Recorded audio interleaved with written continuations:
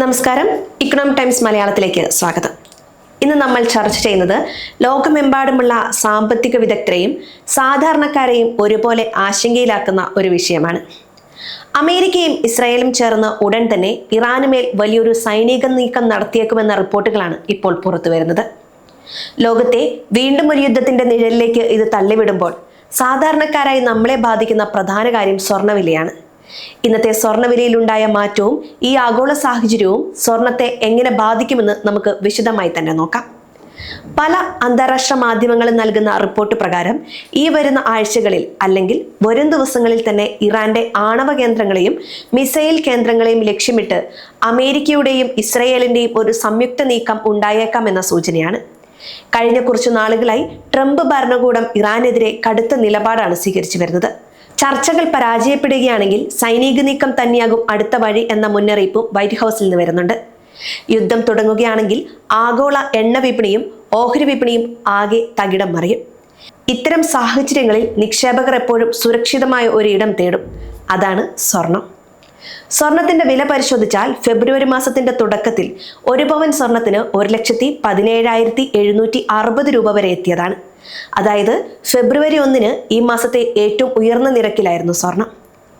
എന്നാൽ പിന്നീട് വിപണിയിൽ ചില മാറ്റങ്ങൾ കണ്ടു. ഫെബ്രുവരി 2 ഉച്ചയോടെ പവൻ വില 1,07,920 രൂപയിലേക്ക് താഴുകയും ചെയ്തു. ഈ ചാഞ്ചാട്ടം നിക്ഷേപകരെ കുറച്ചൊന്ന് അമ്പരപ്പിച്ചിരുന്നു. എന്നാൽ ഇന്ന്, അതായത് ഫെബ്രുവരി 19 സ്വർണ്ണവില വീണ്ടും ഉയർന്നിരിക്കുകയാണ്. ഇന്ന് ഒരു പവൻ സ്വർണത്തിന്റെ വില 1,14,760 രൂപയാണ്. ഇന്നലെ ഇത് 1,13,080 രൂപയായിരുന്നു. അതായത് ഒറ്റ ദിവസം കൊണ്ട് ഏകദേശം 1,680 രൂപയുടെ വർധനവാണ് ഉണ്ടായിരിക്കുന്നത്. എന്തുകൊണ്ടാണ് സ്വർണ്ണവില ഇങ്ങനെ കുതിക്കുന്നത്? അതിന് പ്രധാനമായും 3 കാരണങ്ങളാണുള്ളത്. ഒന്ന്, ഇപ്പോൾ നമ്മൾ സംസാരിച്ച യുദ്ധഭീതി തന്നെയാണ്. ഇറാനും അമേരിക്കയും തമ്മിൽ കൊമ്പ് കോർക്കുമ്പോൾ ക്രൂഡ് ഓയിൽ വില കുതിച്ചുയരും. ഇത് ലോകരാജ്യങ്ങളിൽ പണപ്പെരുപ്പം കൂട്ടും. പണപ്പെരുപ്പം കൂടുമ്പോൾ രൂപയുടെയും ഡോളറിന്റെയും ഒക്കെ മൂല്യം കുറയുന്നത് തടയാൻ ആളുകൾ സ്വർണം വാങ്ങിക്കൂട്ടും. രണ്ടാമത്തെ കാര്യം, ലോകത്തെ വിവിധ സെൻട്രൽ ബാങ്കുകൾ സ്വർണം വലിയ തോതിൽ ശേഖരിക്കാൻ തുടങ്ങിയിട്ടുണ്ട് എന്നതാണ്. പ്രത്യേകിച്ച് ചൈനയും റഷ്യയും പോലുള്ള രാജ്യങ്ങൾ ഡോളറിനെ ആശ്രയിക്കുന്നത് കുറയ്ക്കാൻ സ്വർണത്തിലേക്ക് മാറുകയാണ്. മൂന്നാമതായി, നിക്ഷേപകർ ഇപ്പോൾ ഓഹരി വിപണിയിൽ നിന്ന് പണം പിൻവലിച്ച് സുരക്ഷിതമായ സ്വർണത്തിലേക്ക് മാറ്റുകയാണ്. യുദ്ധം ശരിക്കും സംഭവിക്കുകയാണെങ്കിൽ സ്വർണ്ണവില എവിടെ വരെ പോകും? ചില രാജ്യാന്തര അനലിസ്റ്റുകൾ പറയുന്നത് അന്താരാഷ്ട്ര വിപണിയിൽ സ്വർണ്ണവില ഔൺസിന് $5,000 കടക്കുമെന്നാണ്. അങ്ങനെ സംഭവിക്കുകയാണെങ്കിൽ കേരളത്തിലെ വിപണിയിലും സ്വർണ്ണവില കുതിച്ചുയരും. വരും മാസങ്ങളിൽ ഒരു പവൻ സ്വർണത്തിന് 1.5 ലക്ഷം രൂപ വരെ എത്തിയേക്കാമെന്ന പ്രവചനങ്ങൾ പോലും ഇപ്പോൾ സജീവമാണ്.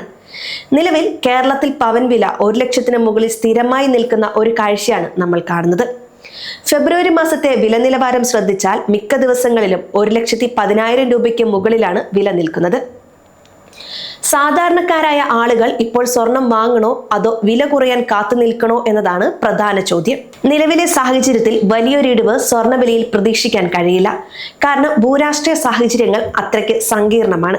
വിവാഹ ആവശ്യങ്ങൾക്കായി സ്വർണം വാങ്ങാൻ ഇരിക്കുന്നവർ വില ഇനിയും കൂടാൻ സാധ്യതയുള്ളതിനാൽ ചെറിയ രീതിയിലുള്ള വാങ്ങലുകൾ ഇപ്പോൾ തന്നെ നടത്തുന്നത് ഗുണകരമായേക്കാം.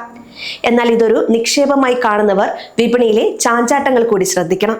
ഇന്ന് വില കൂടിയെന്ന് കരുതി നാളെയും കൂടുമെന്ന് ഉറപ്പിച്ചു പറയാൻ കഴിയില്ലെങ്കിലും ദീർഘകാല അടിസ്ഥാനത്തിൽ സ്വർണം എപ്പോഴും ലാഭകരമായ ഒരു നിക്ഷേപം തന്നെയാണ്.